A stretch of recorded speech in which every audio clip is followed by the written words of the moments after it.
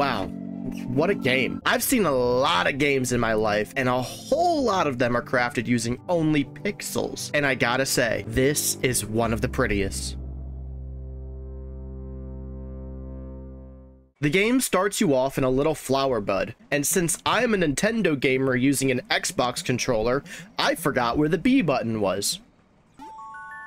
Very first thing I did was find a secret fakey fake wall and immediately found another one. This chest here has a clover egg, the first piece of my personal living hell. Now you gotta start following this squirrel man. And you see that little pixel he's holding? Well, I want it.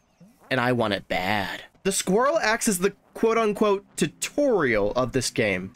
I put that in quotes because there really isn't a tutorial at all. The game just introduces mechanics and you gotta figure out what to do from there. This is really nice because you don't have to read a giant block of text. And the puzzles are slowly ramped up as you learn more and more. Now the game introduces the first of many nightmare fuels, this dude. But all you have to do is throw this little firecracker you picked up and he goes away. Following the squirrel further leads you to the main hub of the area, and going this way takes you to the egg room. I only have 2 so far, but we will be returning to see this peacock again in the near future. From here, you can pick your path. I didn't know this at the time, so I just went this way because it looked nice. Suddenly, the first boss fight of the game is thrown right at you. This seahorse shoots bubbles at you, and you need to climb them and hit the buttons on the ceiling. This opens the door, and you're free. Now, I don't know if it was fate or something, but doing this route first led me to what very quickly became my favorite item, the bubble wand. It lets you shoot your very own bubbles, just like the ones the seahorse was shooting. This basically gives you a double jump because you can jump off of your own bubbles. Now, in this moment, almost instantly after I picked up the wand, I saw you could do this.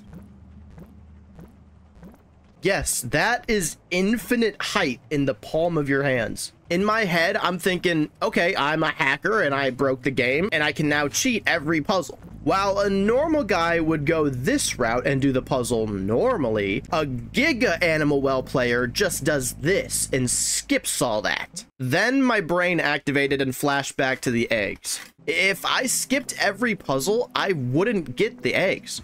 So my OCD forced me to go back and do it right. Now I'll introduce to you every speedrunner's nightmare. This thing. You gotta shoot a bubble into its mouth and then hop in, which slowly takes you to a random location, and then there's 50 more of them. I don't have many complaints about this game, but this brings me to my first one. It isn't clear where they take you, which I get is the point of this room specifically. It's like a super cool, fun maze. But there are a couple more of these fish things later in the game that take you halfway across the world, and they are one way only. And how was I supposed to know that I'd lose all my progress because I trusted the wallfish? Complaint time over. Look at the birdies. You guys are famous. Did you know that you're in the trailer for Animal Well? Now, remember about a minute ago when I said I was breaking the game with these bubble jumps? At this point, I'm starting to realize that mastering the technique actually might be required for beating the game. Okay, so somehow I got lost and ended up back at the egg room. And since I've happened to collect 8 eggs, the door opened and I was rewarded with the animal flute, which I mastered perfectly in 3 seconds after picking it up. This thing is used to open up the animal mouth door from Super Mario Bros. 2. More importantly, it can wake up these guys, and these guys are amazing and perfect. Anyways, this is the warp hub, and I realize this fish is trying to tell me something, and I don't know what it is. Oh wait, no, it's this. Moving on, my next destination was to show this ostrich who's boss. Stupid bird, you can't get me down in this hole, Jesus Christ! Getting past him leads you to probably the prettiest part of the game to look at. This place really reminds me of the glowworms from Happy Feet. Anyone else? Collect your second item, the yo-yo, and then get jumped by a kangaroo. Get it? Then you descend into the depths, where these cats are locked up for their many crimes against humanity. This puzzle was extremely difficult until I realized you could just change the direction of the blocks by using the yo-yo on this rat. Then you just waltz over here and free the ostrich. Yeah, I should have remembered that gravity exists. Make your way back and immediately remember the pain of being squashed, so run away now. Take that, Bowser! Oh, I immediately regret what I've done. Yeah, I feel extremely bad. Then just collect the first of 4 souls and move on with your life. Also, this part genuinely jump scared me. I have a weak heart, okay? I didn't mention this earlier because the game never really mentions it, but you need to collect the 4 souls to beat the game. So that's the plan. We're gonna do that. The second door in the egg room has opened itself for me, and I got a pencil, which is a pivotal part of the game. See? Look, I can draw on the map now. This part wasn't very hard or eventful, so just get past the hedgehogs, visit the capybara shrine to save your progress, and collect the slinky item, which is my second favorite item in the game, and I will show you why a little later. This is also where my sworn enemy appears, the hummingbird. His sole purpose is to pop the bubbles I so love to make. This sucks because birds are actually my favorite animal, and so far, hummingbirds are my enemies. I've killed an ostrich, and this peacock knows more about me than I do. Anyways, this is Monkey, and I love the way she throws these little pixels at me. I couldn't really figure out how to kill her and her child, so I just left. Look at these idiots trying to catch my Slinky. They have no idea how. God damn it.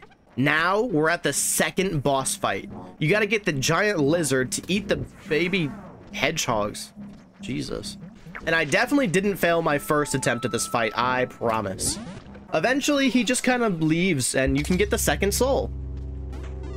The next part of the game is quite possibly my least favorite part. You start by grabbing your next item, the disc, and taking it away from this pedestal angers the ghost cat, who will relentlessly follow you until you are lying dead in the ground. Even then, he might still keep following you.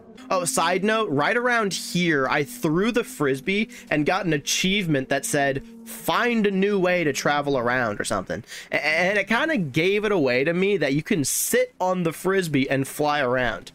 It's pretty cool, though. Keep pushing forward and you get the mock disc, which you can place in the shrine's mouth and make the ghost cat go away forever. Ha ha ha, forever. The one thing that this area teaches you is that dogs are the enemies and cannot chase you down here. Bad pup. No. Go away. Silly pup. I'm safe down here. Oh, no. No. Stop. No. Okay, let's just do it this way instead. Save me at least a little sanity. Oh, remember when I said the Slinky was my second favorite item? Well, it's mostly because of this part. So here I am, standing at the end of a long hallway, and this block is in the way. I see this natural staircase and question why there'd be a staircase here. So I decided to drop the slink down the stairs, and... Dude, the rush of dopamine I felt here was unlike any other. Wow. And then I blew up Monkey's wall. Sorry. Cutting that happy moment short, after getting mauled by the 3 dogs, you find the mock disc shrine and quickly realize you need to go get the mock disc from the first statue's mouth and put it over here instead. The route kind of looks like this, and my god, this is where the game starts to break you down. Here's what my first attempt looked like.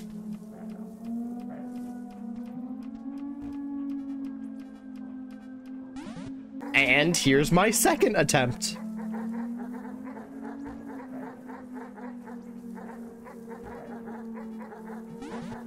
And I might as well just call that my second, third, fourth, fifth, and so on attempt, because these 3 good boys killed me so many times. This part drove me insane, and I can't complain about it because it's fair and challenging. I hate this phrase, but it was literally just a skill issue. Except for when it isn't, and he does some crazy ass move like this. That is unavoidable.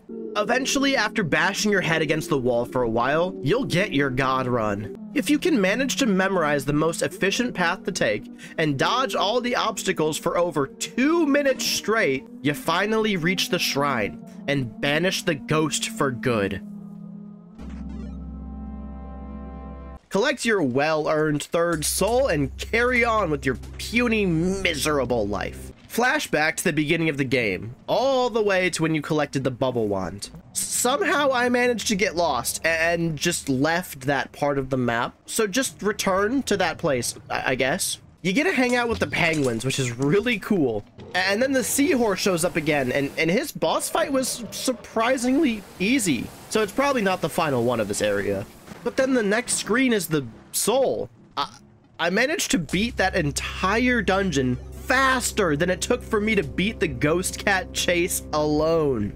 I know there isn't supposed to be an order to collecting all the souls, but my god, did I play it out of order. Now it's time to beat the game. So insert the souls you gathered into the statues in the hub and open up the floor that leads to the final dungeon. Down here, you're introduced to another nightmare fuel, this sloth man, who isn't very deadly, but the killing potential is there. In this place, you find the lantern, which is pretty funny that it's the last item you collect in the main story path, because most games like Zelda usually start you with the lantern, but this game gives it to you last, which is pretty unexpected. Now, I've mentioned it a couple times, but I get lost in games like these very easily, and the amount of forks in the road are insane. So somehow down here, I took one wrong turn and took this upper path, and then I got very stuck and lost. And then I realized that I just forgot to take this path, and that's where you needed to go. Anyways, after that brain blast, we enter a room that I appreciate a lot. This is a small room with a very easy puzzle, but it makes you use the 4 main items you collected on the trip. I know this is probably just here to stop people from sequence breaking and making sure that they have all the items, but I just love how it makes you use all the items again one last time. Now it's final boss time. This is the Manticore, the guardian or something of the animal well. Now, you know how the seahorse boss was extremely easy and took one attempt in like less than a minute? Well, the Manticore was even easier. He's afraid of the lantern's light and will just fly away whenever you're holding it. So he kind of just kept his distance from me the entire fight, and then I just launched the fireworks that ended the game. GG's. Now we get to chill in the sick house. Look, there's a big frog here. Also, I saw this clock, and I think it has something to do with speedrunning, and that frightens me a lot. And I found Tutorial Squirrel again, and finally stole that pixel he was holding. I guess that's it. But no, that can't be it. That was far too easy. There has to be more to the game. After all this, that can't be the final challenge. I need to collect all the eggs. When I beat the game, I had this many eggs, so I needed to collect all the rest. This entire process took me about 3 hours to do and involved saving all the cats, collecting like 6 more items, and drawing a special message on this artboard. Thus began the adventure to collect the remaining eggs. And I did it! I found all 64 eggs. What's my final prize? An egg. Yeah, that sounds about right. Well, there's no room in my collection for this one, so I'm gonna have to put it somewhere else. How about right here? Oh, cool, I birthed the second Manticore. Yep, nice, okay. Now this is what I wanted. A challenge, a final boss to remember. Look, he even killed me. He killed me. Well, then I beat it on my second try and, well. Oh, wait, no. He ate me. I am dead. I'm dead. Hey, buddy. Oh, that's me. Oh, I am become Manticore. This was all worth it. You know, after experiencing this game, there's only one thing I can tell you. Don't play this game. Play it twice. Because there's this speedrun clock thing in this room full of skulls, and you can only get that chest right there if you haven't died a single time.